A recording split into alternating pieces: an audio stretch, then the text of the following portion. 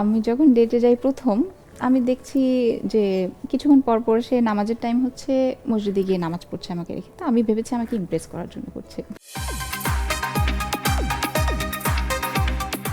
তো সুন্দর করে তুমি আল্লাহর পথে চলে এসেছো, তো কি বলবে আসলে তোমার যারা অডিয়েন্স আছে তাদের উদ্দেশ্যে কিছু বলার আছে কিনা তোমার?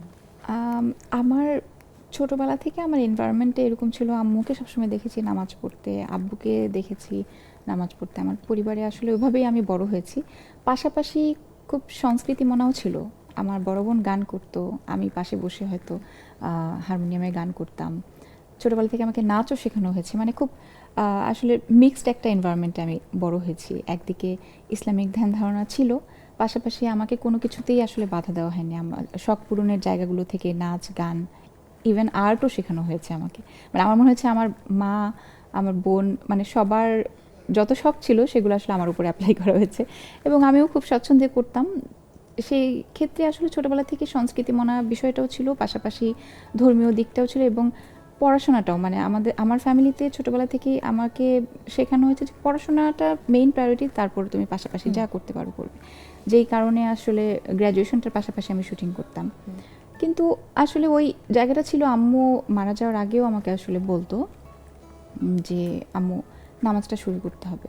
তখন হয়তো খুব অকেশনালি পড়া হতো, হয়তো শবে বরাত বা হয়তো শুক্রবারে হয়তো পড়তাম, বা হঠাৎ একদিন হয়তো কোরআন নিয়ে বসতাম।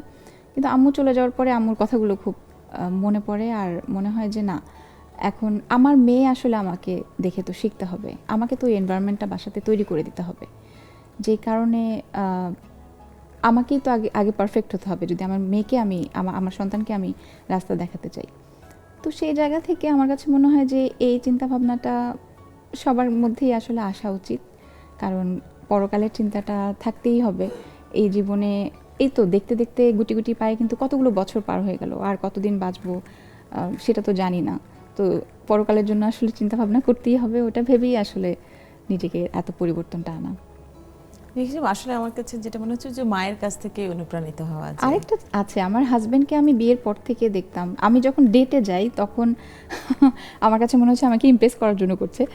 আমি যখন ডেটে যাই প্রথম, আমি দেখছি যে কিছুক্ষণ পর পর সে নামাজের টাইম হচ্ছে, মসজিদে গিয়ে নামাজ পড়ছে আমাকে রেখে। তো আমি ভেবেছি আমাকে ইমপ্রেস করার জন্য করছে, বাট দেখলাম যে না, এটা ওর প্র্যাকটিস, অনেক ছোটোবেলা থেকে নামাজ পড়েছে, এবং এই বয়সে অলরেডি আলহামদুলিল্লাহ হজও করে এসেছে ওর বাবা মা সহ।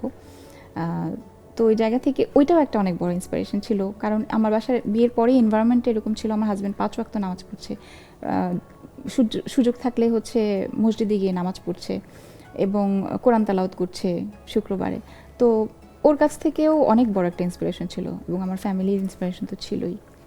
এবং পরে বুঝলে না, আসলে এটা ইমপ্রেস করার জন্য না ভাই, আসলে এটা তার প্র্যাকটিস। এটা ওর প্র্যাকটিস। তো হজে যাওয়ার কোনো প্ল্যান আছে কিনা? হ্যাঁ, হজে যাওয়ার একটা প্ল্যান করেছিলাম, সামহাও আসলে ওটা হয়নি, উমরা করতে যাওয়ার, সেটা কোভিডের আগে দিয়ে। তারপর কোভিড চলে আসলো, কোনো একটা কারণে আসলে আমার যাওয়া হয়নি। তবে প্ল্যান আছে ইনশাল্লাহ, এখন তো বাচ্চাটা ছোট, প্ল্যান আছে ইনশাল্লাহ, আল্লাহ যেদিন কবুল করবে।